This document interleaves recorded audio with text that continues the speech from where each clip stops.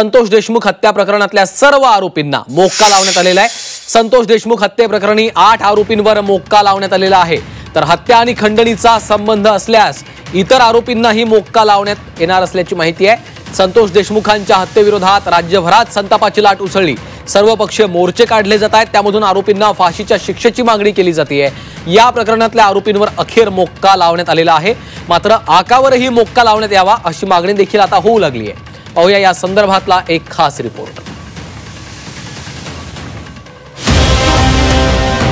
संतोष देशमुख हत्या प्रकरणातल्या 8 आरोपींवर मोक्का लावण्यात आलाय। गेल्या अनेक दिवसांपासून या आरोपींवर मोक्का लावण्याची मागणी केली जात होती। अखेर देशमुख हत्या प्रकरणातल्या 8 आरोपींवर मोक्का लावण्यात आलाय। मोक्का लावण्याच्या या कारवाईमुळे आरोपींचा पाय आणखी खोलात गेलाय।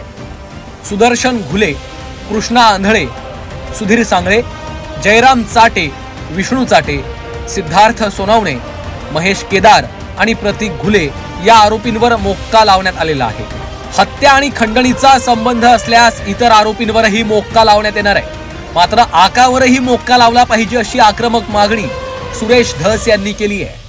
7 जणांना आज मोक्का लागलाय, राहिलेला 8वा सुद्धा मोक्कात गेला पाहिजे।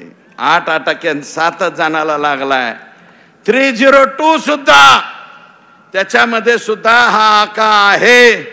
आका म्हणत असेल मेरा कुछ संबंध नहीं है, तूच तो मेन है।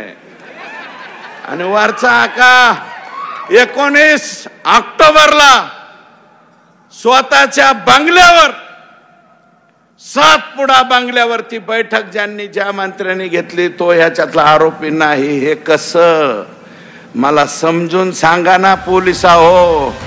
राज्याचे मुख्यमंत्री देवेंद्र फडणवीसांनी सभागृहात आरोपींवर मोक्का लावण्याचं आश्वासन दिलं होतं।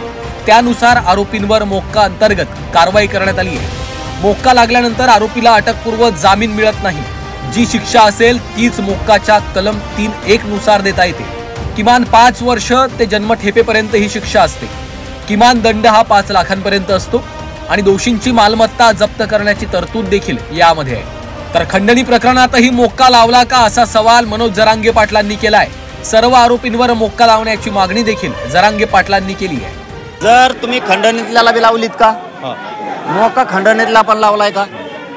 तुम्हाला सगळ्याला लावायला लागेल। खुनाच्या आरोपीसह मोक्यातले आणि असणारी ती टोळी, लाभार्थी टोळी तिची पुढे पीक विमा खाय, रेंदा खाय, गटर खाय, शेण खाय, दगड खाय, लोकांचे घर खाय। अरे याच्यावर काय समाधान? मोक्का तर सगळ्याला लावावंच लागणार आहे। 302 मध्ये 6 रुपये सगळ्यांना करावं लागणार आहे। सगळ्यांना कुणाला? की ज्यांनी यांना सांभाळलंय, कोण पैसे घेऊन दिलेत, कोण गाड्या घेऊन फिरत होतं।